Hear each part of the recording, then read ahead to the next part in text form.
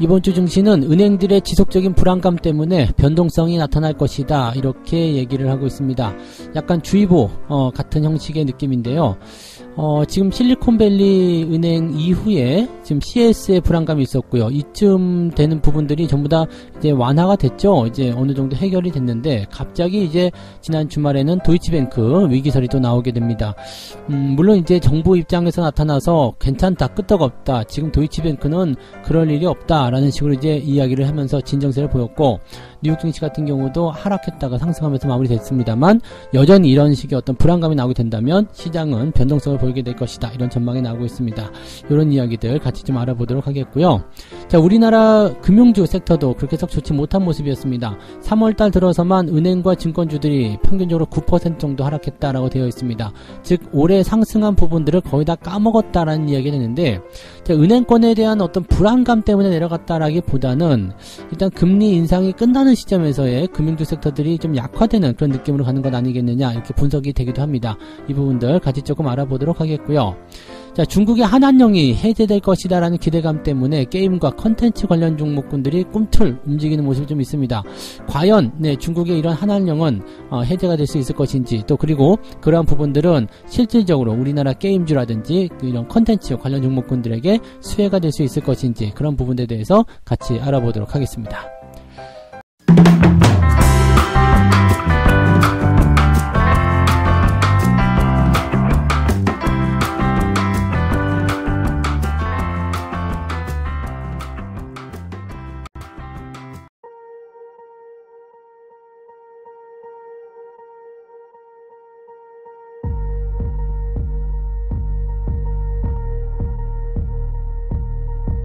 네, 반갑습니다. 자, 오늘은 3월 27일 월요일입니다. 자, 이제 윈도우 드레싱이 들어가는 마지막 주간이 됐습니다.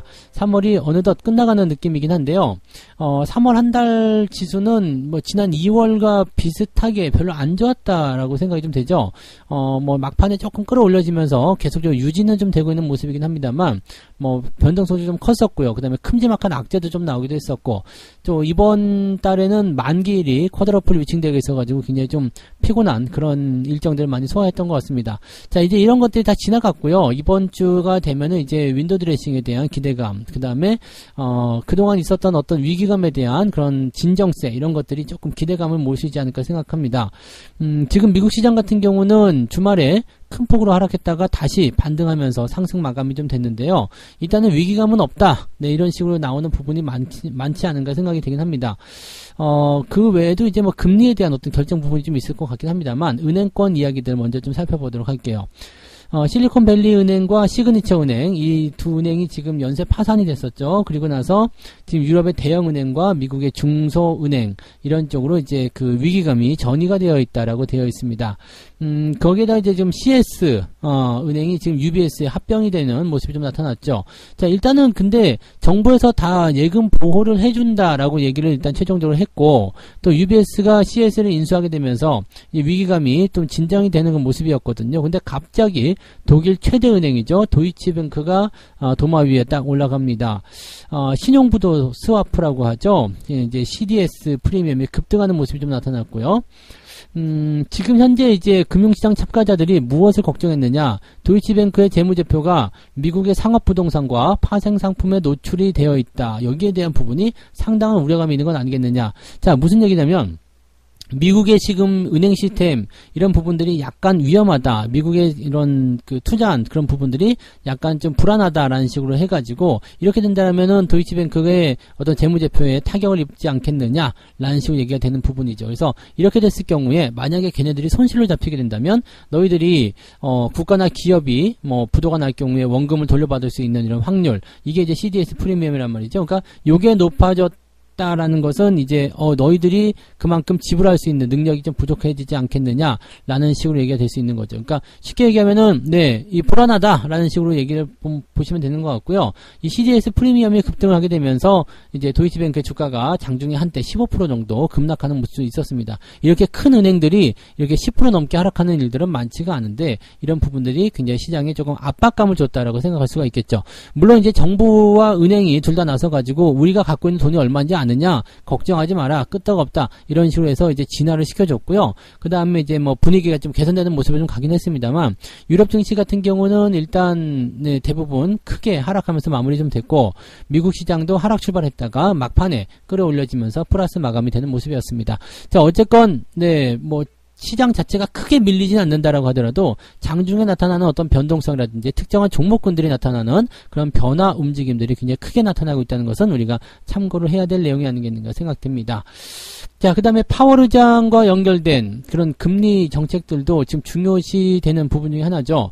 지난번 기자간담회에서 올해 안에 금리 인하는 하지 않을 것이다 라는 것으로 지금 이야기를 했습니다. 그리고 뭐 지금 연준 참가위원들도 마찬가지로 금리 동결에 대해서 이야기했습니다만 대부분의 연준 위원들이 금리 인상에 찬성했다라는 부분이 나타나면서 금리를 인상했다라고 되어 있는데, 중요한 거는 시장이 어떻게 받아들이나죠. 연준 말은 못 믿겠다 이렇게 됩니다. 연준 말은 못 믿겠다. 그래서 지금 금리 선물 시장이 올해 여름부터 연준이 금리 인하에 도입할 것이다. 그리고 연말까지 금리를 1%포인트가량 인하할 수도 있다라고 얘기를 합니다.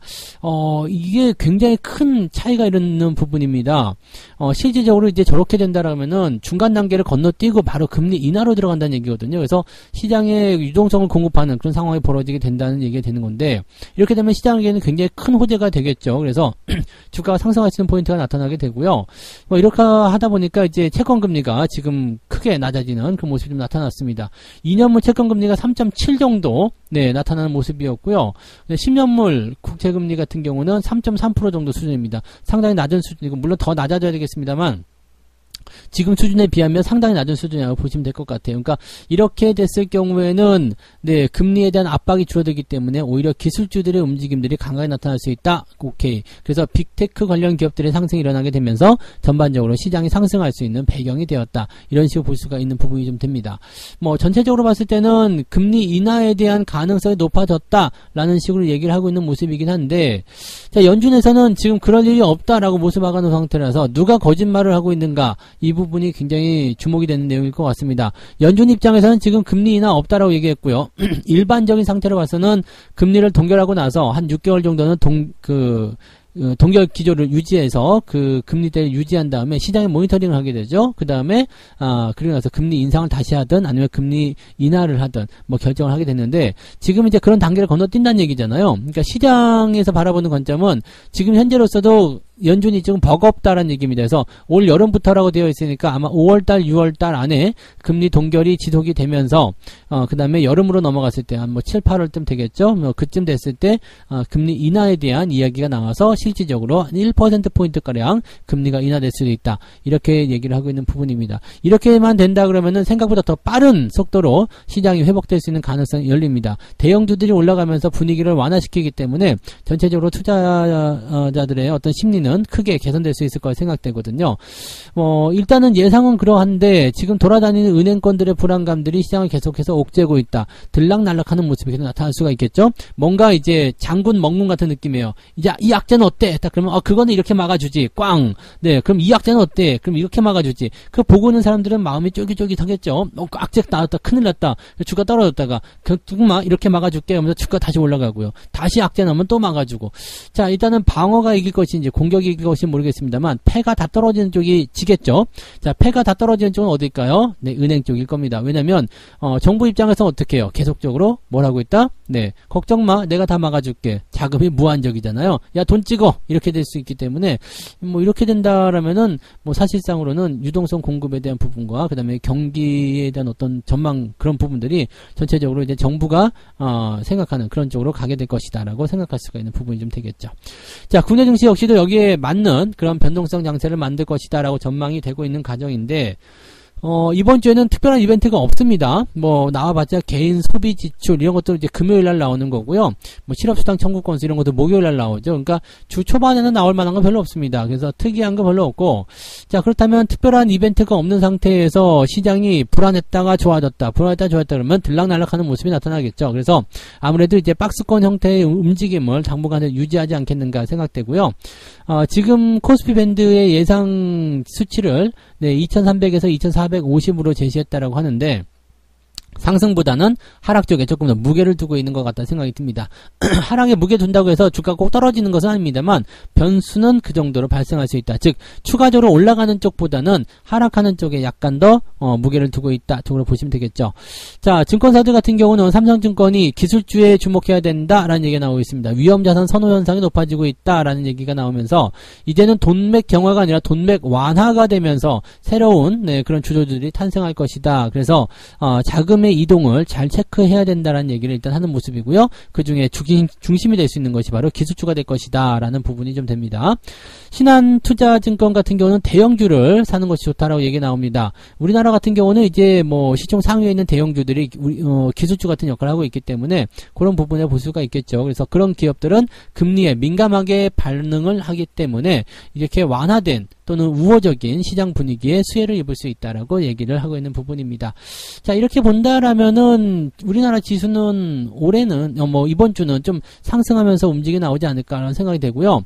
다음 주나 그 다음 달이나 그 다음 달 같은 경우도 만기일 같은 경우에 어떤 부담감이 없는 상태죠. 그래서 일단은 4월 정도까지는 분위기를 좀 잘 잡아줄 수 있는 그런 초석을 만들지 않을까 생각되고요. 3월 이번 주에도 뭐 특이사항이 없다라면 주가가 올라가는 데는 큰 문제 없을 것 같습니다. 일단은 악재로 나올 수 있는 부분들은 저렇게 갑자기 큰 은행들이 이상해진다 이런 얘기가 나오지 않는 이상은 주가가 내려가야 할 이유가 없다라고 보시면 되기 때문에요.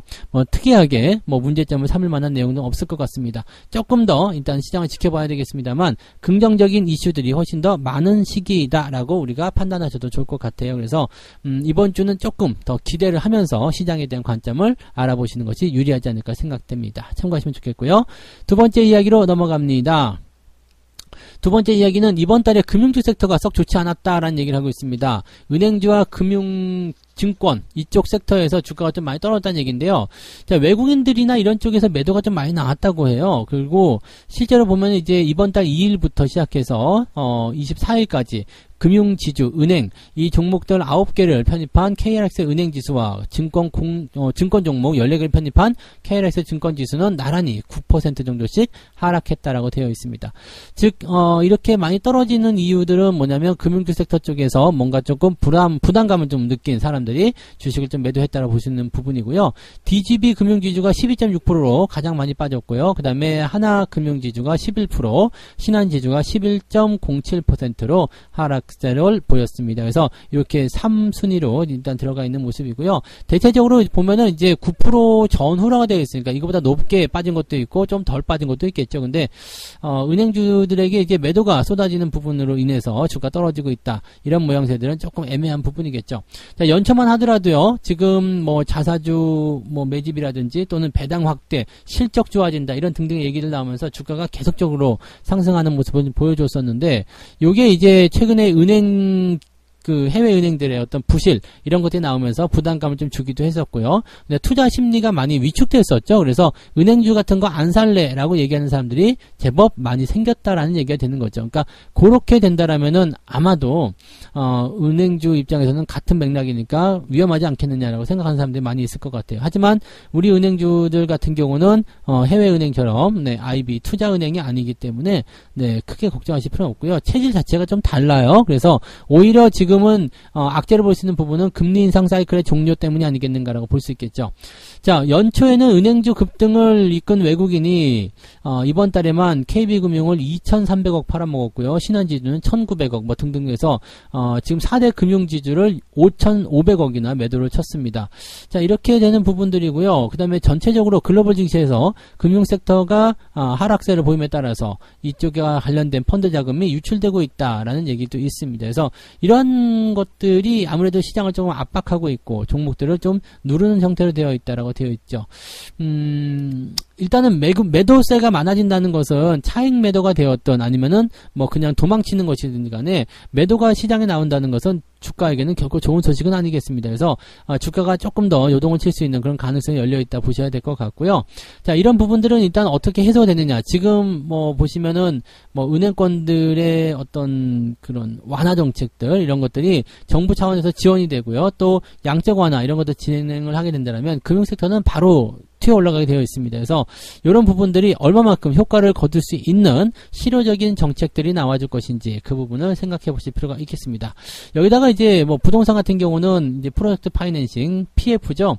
여기에 대한 우려감들이 좀 커져 있다. 지난번 레고 사태 이후로 계속적으로 이런 부분들이 이어져 오고 있는 상태인 것 같은데, 요거 같은 경우는 이제 부동산 경기가 어떻게 되느냐에 따라 좀 달라지겠죠. 건설사가 이제 아파트 같은 걸 짓는데 미분양이 일어났어요. 그러면은 네, 은행한테 빌린 돈을 갚지 못하는 상황이 벌어질 수 있기 때문에 요것 자체로도 큰일인 거죠. 그러니까 요렇게 상황을 놓고 본다라면 뭐 사실적으로 봤을 때 그렇게까지 네, 뭐 은행주들이 나빠진다거나 그럴 것 같지는 않고요. 다만 금리 인상의 사이클이 종료가 된다라는 부분 때문에 약간의 부담감을 좀 느끼고 있다. 즉 막 뻗어나가거나 막 커지거나 이런 형태의 모습이 아니라 어느 정도 현재 시점을 견지하려고 하는 그런 움직임이 나타날 것 같다라고 판단하실 필요는 있을 것 같습니다.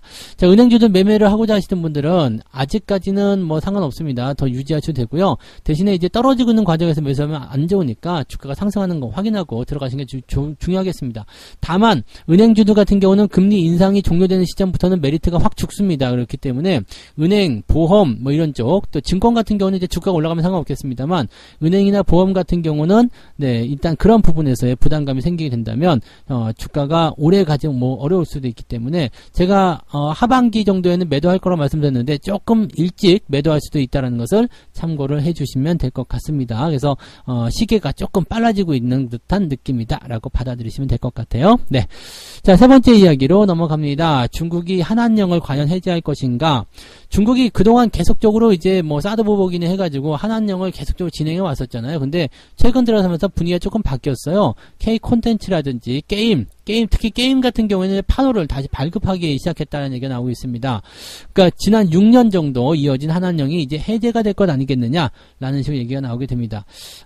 중국 정부는 이제 지금 지난해 12월 말 이후 3개월여 만에 27종의 외국산 게임에 대해서 수입을 허가하기로 하였다. 여기에는 넷마블 들어가 있고요. 그 다음에 넥슨 게임즈, 그리고 데브 시스터즈 뭐 이런 것들이 들어가 있습니다. 이렇게 이제 중국 쪽에 이제 수출이 되는 상황이 벌어지게 된다면 아무래도 이제 돈벌이가 좀 더 쉬워지겠죠. 그래서 일단은 판매량이 뭐 크게 는다 안 는다를 떠나가지고요. 네, 일단은 네, 시장에 이제 노출될 수 있는 기회가 많아졌다라는 거, 이거 하나만으로도 충분히 긍정적이라고 생각할 수 있을 것 같습니다. 최근 두 차례의 한국 게임 판호 허가가 투자자들에게 한한령 기대감으로, 한한령 해제에 대한 기대감으로 이어졌다라고 되어 있습니다. 그러면서 게임즈를 비롯해서 뭐 콘텐츠라든지 또는 이제 리오프닝 관련주도 전체적으로 좋은 흐름들을 보였다라고 얘기를 하고 있는 모습이죠. 일단 중국 쪽과 관련된 부분에서는 얘네들이 좀 멋대라는 부분이 있기 때문에 어느 정도는 경계심을 가지고 들어가긴 하셔야 되긴 하겠습니다만은, 그래도 분위기적인 입장에서 봤을 때는 이제 점차적으로 완화되거나 개선되는 입장으로 가는 것 아니겠는가라고 생각이 좀 될 수가 있을 겁니다. 그래서 뭐 제 생각에는 네, 이런 게임주들 같은 경우는 일단 바닥을 좀 찍어냈다라고 생각이 든다라면 반등에 대한 기대치들을 조금 높여서 생각하시는 것도 괜찮지 않을까 생각합니다. 그래서 한한령이 해제가 된다면 더없이 좋을 거고요. 그 다음에 한한령이 해제가 되지 않는다고 하더라도 이 게임이나 컨텐츠, 리오프닝 관련한 종목군들의 움직임들은 당분간은 더 괜찮을 수 있다라고 판단하시면 될 것 같습니다. 자, 이렇게 해서 오늘 세 가지 이야기 전달해 드렸습니다. 이번 주에는 변동성 주의보가 있다. 일단은 뭐 잘 올라갈 거 생각되고는 있습니다만 들쭉날쭉하는 이런 변동성이 나타났을 경우에는 항상 주의를 해야 된다는 것을 잊지 말자. 그 부분 말씀을 드리고요.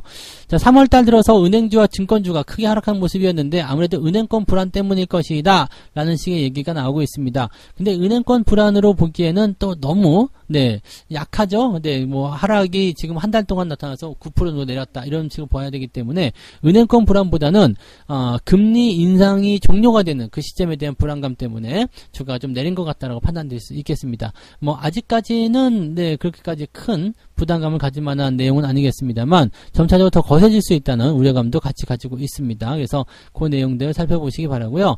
뭐 증권주 섹터는 그래도 증시가 올라갈 거다 생각해서 조금 더 좋아질 거다라고 얘기하고 있습니다만 은행이나 보험 같은 경우는 실질적으로 조금 시간이 좀 걸리는 그런 형태로 가야 되지 않겠는가 생각되긴 합니다. 그리고 뭐 하반기에 이제 매도를 좀 해야 되겠다라고 생각하고 있었지만 금리 인하라든지 이런 부분들이 좀 빨리 당겨지게 된다면 우리도 좀 서둘러서 매도를 좀 해야 될 필요성이 있을 것 같다 생각되긴 합니다. 그래서 은행주들 같은 경우는 일단은 조금 더 지켜보고 상황을 정리하면 좋을 것 같아 보이고요. 자, 중국의 한한령 해제에 대한 부분들은 뭐 해제 쪽으로 가겠죠. 뭐 해제를 한다 이렇게 얘기가 나올 것은 아니고요. 이제는 뭐 판호가 떨어지게 되고 그 다음에 그것을 통해서 수익을 창출할 수 있는 그런 해외 진출이 또 가능해 보이면 되는 거니까 현재 상태에서 우리가 받아들일 수 있는 부분들은 괜찮은 것 같아요 라는 식의 느낌이겠죠. 일단 중국산 판호를 최근에 들어서 취득하는 기업들이 늘어나고 있고요. 그 다음에 이 리오프닝 관련한 부분에서도 점차적으로 커져가는 그런 형태로 느낌을 가져가고 있기 때문에 제가 보기에는 뭐 괜찮은 것 같습니다 라는 식으로 얘기를 좀 해볼 수 있을 것 같습니다. 그래서 게임주들 일단 바닥권에서 꿈틀꿈틀하는 종목들이 있다면 관심을 좀 가져보실 필요성이 있지 않겠는가 라고 생각하시면 되겠습니다. 자, 책 한 곡 읽고 마무리하겠습니다.